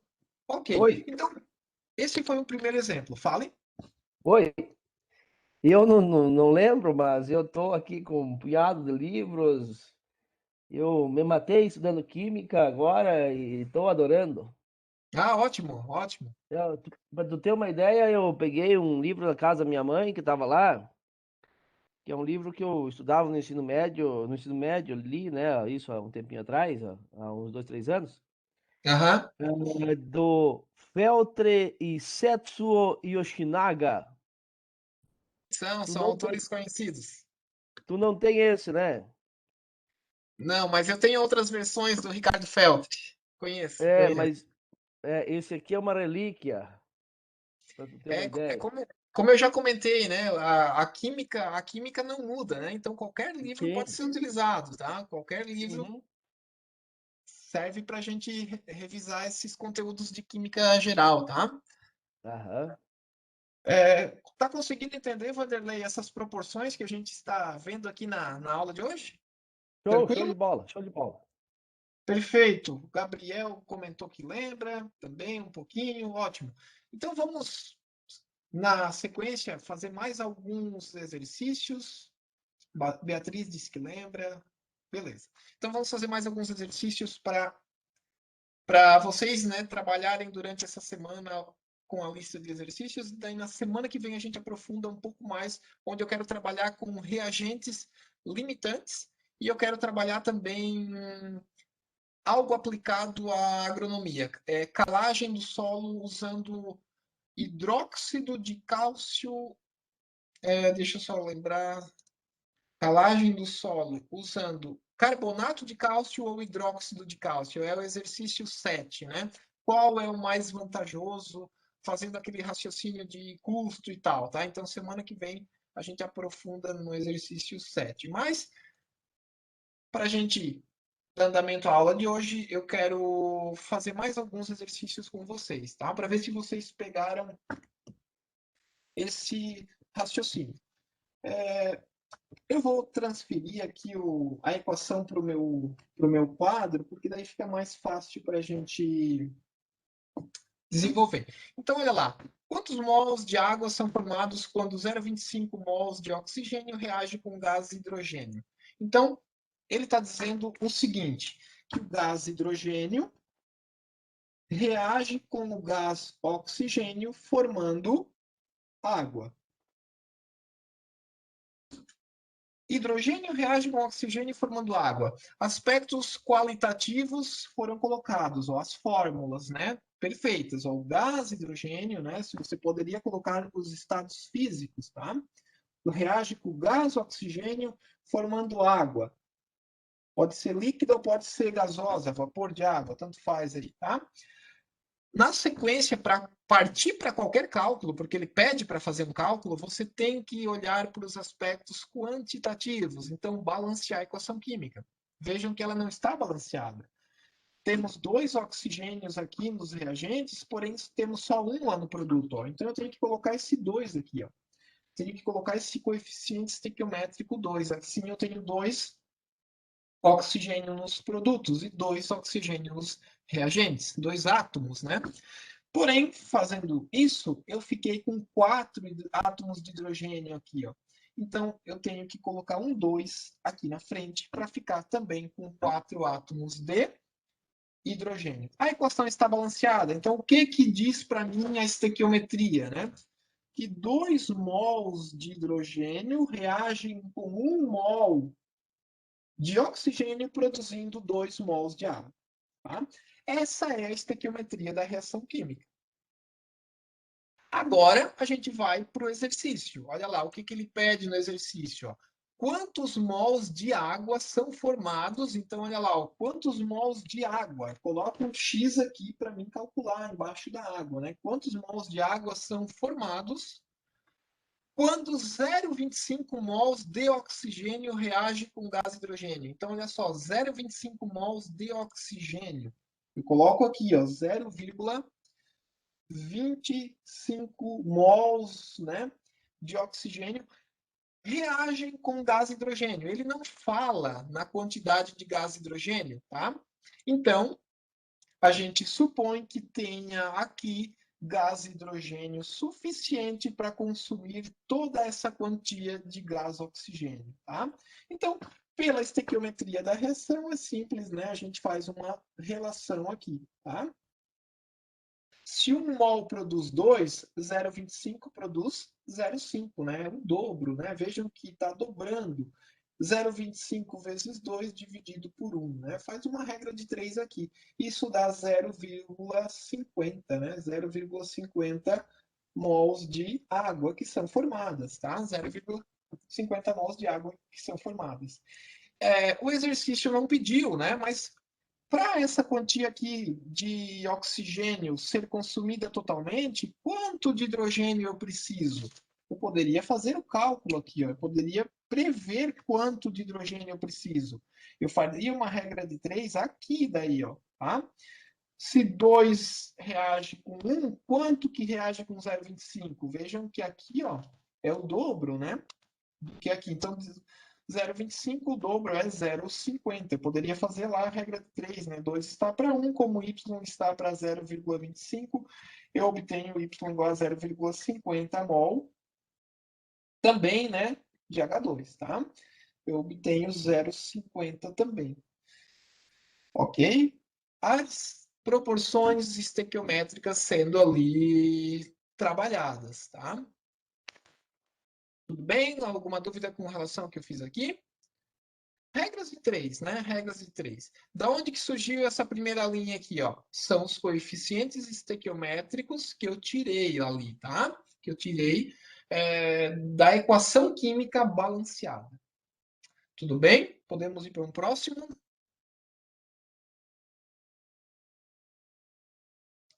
Vamos para um próximo aqui, ó.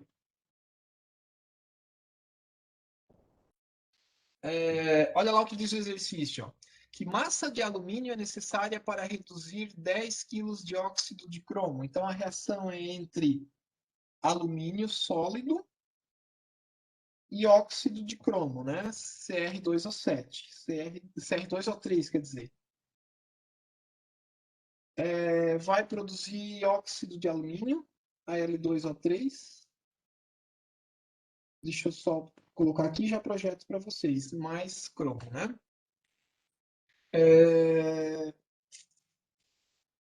Deixa eu já abrir aqui para vocês. Então, que massa de alumínio, vamos lá.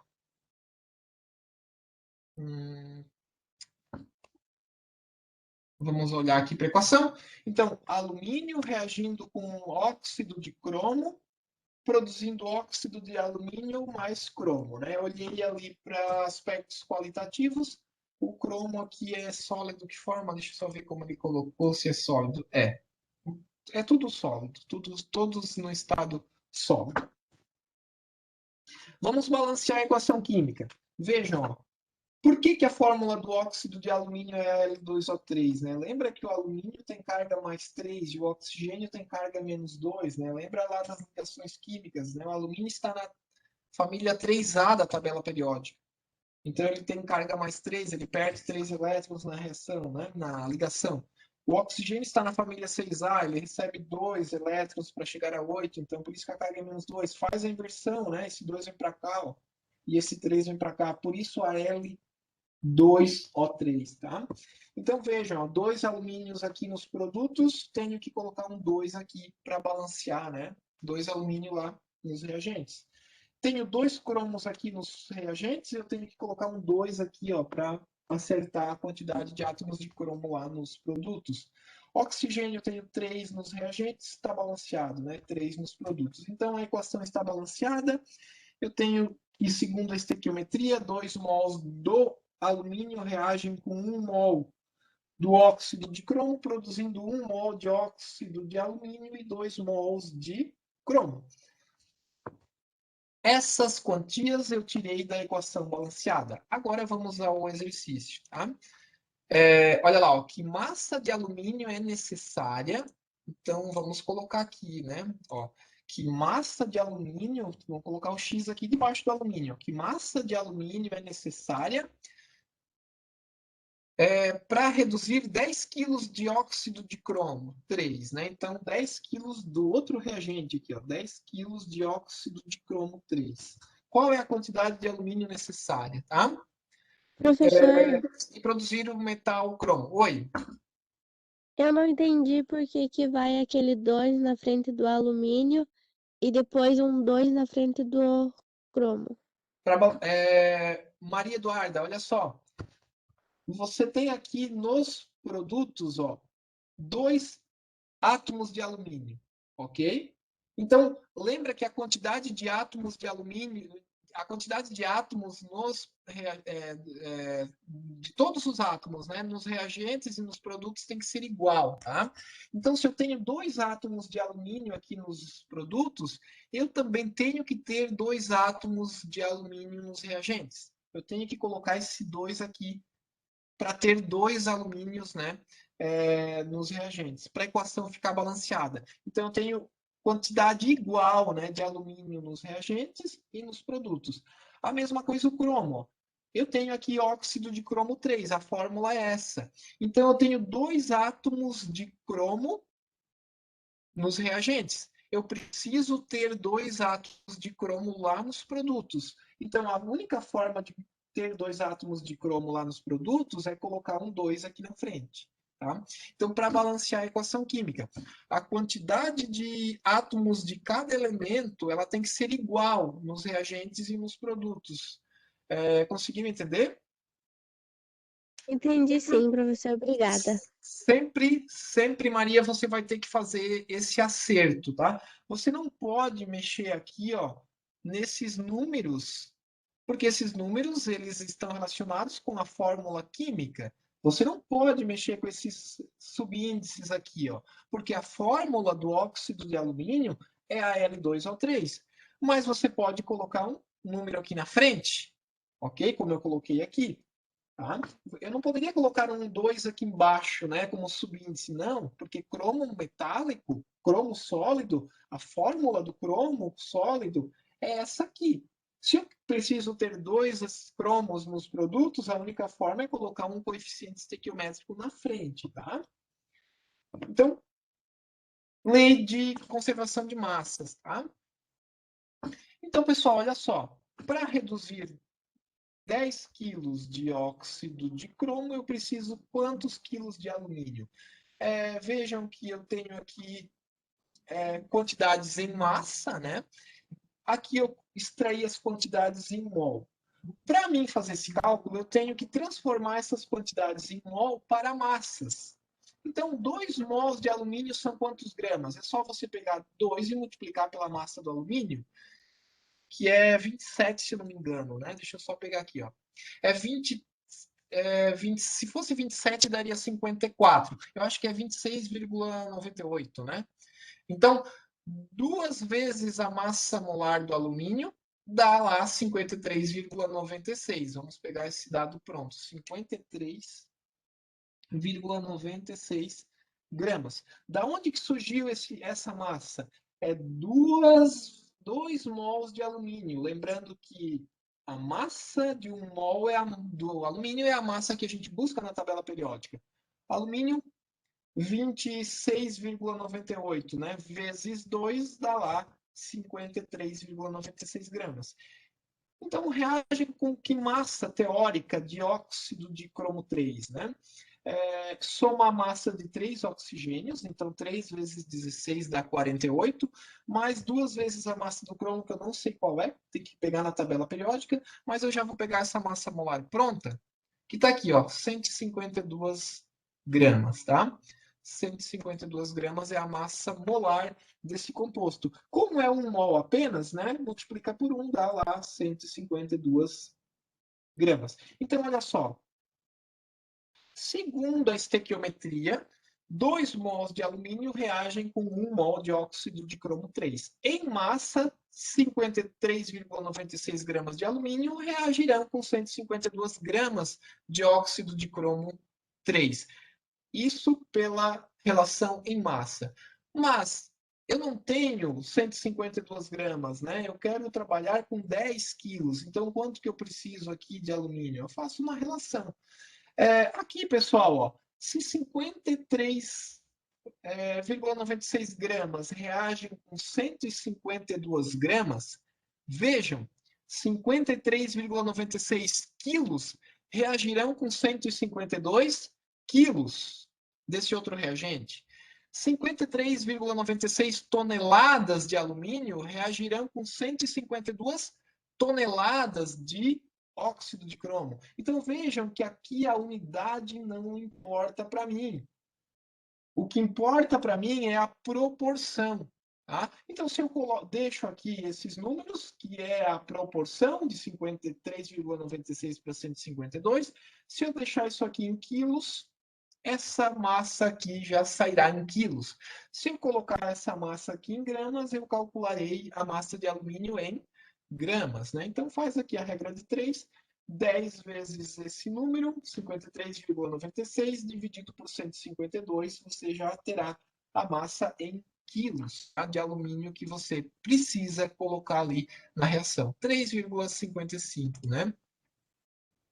3,55 quilos de quem? De alumínio, tá? Então vejam que isso aqui eu tirei dos aspectos qualitativos e quantitativos da equação química. Os dados do meu exercício eles só entraram aqui embaixo. E aí eu fiz uma regra de 3, trabalhando com a relação em massa aqui, né? Trabalhando com essa relação em massa, tá? Perfeito? Eu poderia prever quanto dióxido de alumínio é formado aqui? Poderia, tá? Poderia prever. Poderia prever também quanto de cromo seria formado. Então, no decorrer dos exercícios, a gente vai trabalhar com esses cálculos, tá? Vamos em frente. não vamos em frente. Aqui a gente chegou no que a gente vai deixar para a semana que vem. Deixa eu pegar lá algum exercício da lista, então, tá? Para a gente finalizar a aula de hoje, temos ainda alguns minutos. Vamos pegar algum exercício aqui da lista de exercícios. Deixa eu abrir a porta aqui, porque tem um participante que quer sair da aula.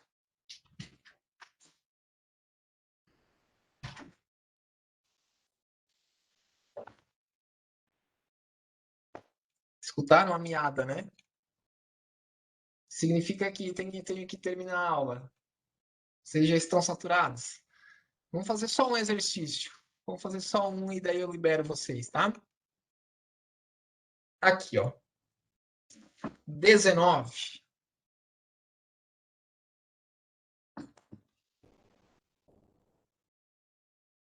Olha o que diz o exercício 19. Comprimidos efervescentes possuem na sua composição bicarbonato de sódio e algum ácido, normalmente o ácido cítrico. A efervescência é causada pelo dióxido de carbono produzido na reação. Então vejam lá, ó, bicarbonato de sódio, o ácido cítrico, produzindo ali o citrato de sódio, mais água e liberando o CO2. Então, olha lá, ao final, após o final da efervescência, constatou-se uma perda de 0,8 gramas de massa da mistura comprimido e água, devido à formação de CO2. Com base nesses dados, calcula-se que no comprimido utilizado havia quantos gramas de bicarbonato de sódio, tá? Então vamos lá, deixa eu colocar aqui a equação química e já abro aqui para vocês. Bicarbonato de sódio, NaHCO3, reagindo com ácido cítrico, H3C6, H5O7, produzindo o citrato de sódio, NaH2, C6, H5O7, mais água, mais CO2, tá? Mais CO2.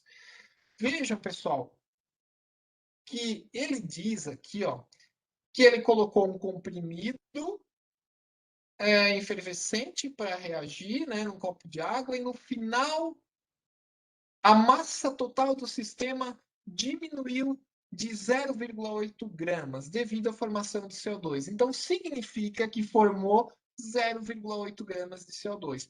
Por que diminuiu? Essa massa total diminuiu de 0,8 gramas? Porque o CO2 é gasoso. Então, ele foi embora. O CO2 foi embora. Então, a soma total das massas acabou... a soma total lá das massas dos produtos acabou sendo 0,8 gramas menor do que a soma total da massa dos reagentes. Por quê? Porque 0,8 gramas foram formadas ali de CO2, que é gasoso, que vai embora, tá? Então, formou 0,8 gramas de CO2. Deixa eu só responder aqui a dúvida da Vitória. Ok, Vitória. Beleza. Então, se formou 0,8 gramas aqui, pessoal, ó, ficou meio apertadinho, né? Mas se formou aqui, né? Se formou 0,8 gramas de CO2, ele é gasoso, né? O estado físico ali é gasoso. Se formou 0,8 gramas de CO2, ele pede qual é a massa de bicarbonato de sódio que eu tenho nesse meu comprimido. Então, eu preciso fazer uma relação entre esse reagente com esse produto do bicarbonato de sódio com o gás carbônico. Então, a equação está balanceada. Aqui eu tenho 1 mol desse reagente, dando origem, né, aqui a 1 mol desse produto. Só que eu preciso transformar isso para massa. Então, quanto que vale 1 mol de qual é a massa, né, de 1 mol de bicarbonato de sódio. Então, vamos lá. Ó. O sódio, né? Vamos lá, ó, é 22,99, o hidrogênio 1,01, mais carbono 12,01, estou calculando a massa molar, ó, mais 3 vezes 16, que dá 48, né? Então, olha lá, vamos fazer aqui na calculadora para ser mais rápido. 22,99 mais 1,01 mais 12,01 mais 48. Isso deu 84,01 gramas por mol. Então, 1 mol de bicarbonato de sódio tem uma massa de 84,01 gramas, tá? É isso, né? Sódio, um hidrogênio, um carbono e 3 oxigênios. Ok. A mesma coisa a gente faz com o CO2, ó. 12,01 do carbono mais 2 oxigênios, que dá 32 gramas, né? 16 vezes 2, 32. Então, isso aqui dá 44,01, né? Massa molar aqui, 44,01 gramas por mol. Lembra que a unidade aqui não importa, né? Se é grama ou se é quilo, o que importa para nós é a proporção, tá? Eu finalizo aqui e já respondo ali as dúvidas, tá? Então é 84 que reage, que vai produzir 44. Essa é a proporção que a gente vai trabalhar. Então essa é a regra de 3 que a gente vai montar. Se 84 gramas de bicarbonato de sódio dão origem a 44 gramas de CO2, qual é a massa de bicarbonato de sódio, né? Que dará origem a 0,8 gramas de CO2. Então, faz uma regra de 3 ali. 84,1 está para 44,01, assim como x estará para 0,8. Tá? 84,01 vezes 0,8 dividido por 44,01. 1,53 gramas, tá? 1,53 gramas de bicarbonato de sódio é o que precisaríamos, tá? Então, para ter a produção de 0,8 gramas de CO2, que foi a massa de CO2 formada, né, na reação, eu tive que partir de 1,53 gramas de bicarbonato de sódio. Então, neste comprimido efervescente, tínhamos 1,53 gramas de bicarbonato de sódio. Então, resposta 19, letra D, tá? 19, letra D. Vamos só conferir o gabarito. 19, letra D. 19, letra D. Fechou, tá? 19, letra D. Ok? Tranquilo? Entenderam o que eu fiz? Deixa eu ver aqui as dúvidas do pessoal. Vamos lá. Deixa eu ver aqui. O Neudo. Não, a Vitória. Ok. Respondida.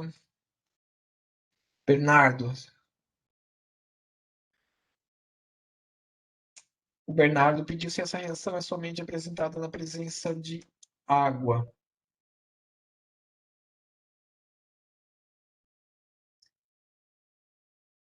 Deixa eu ver aqui.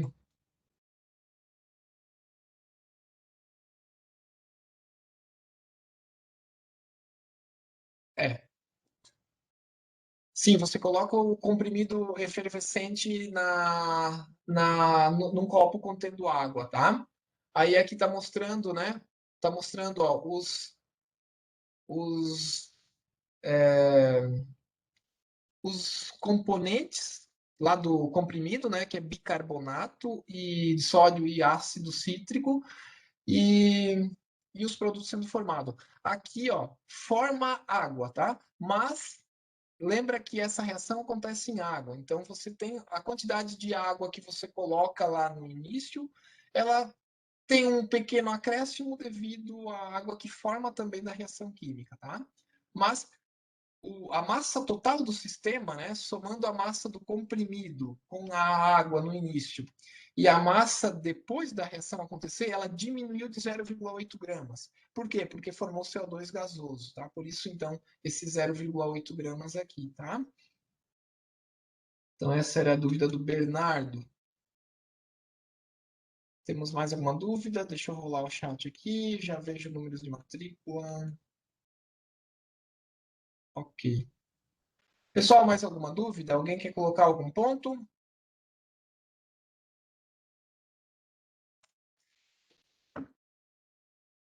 Tranquilos?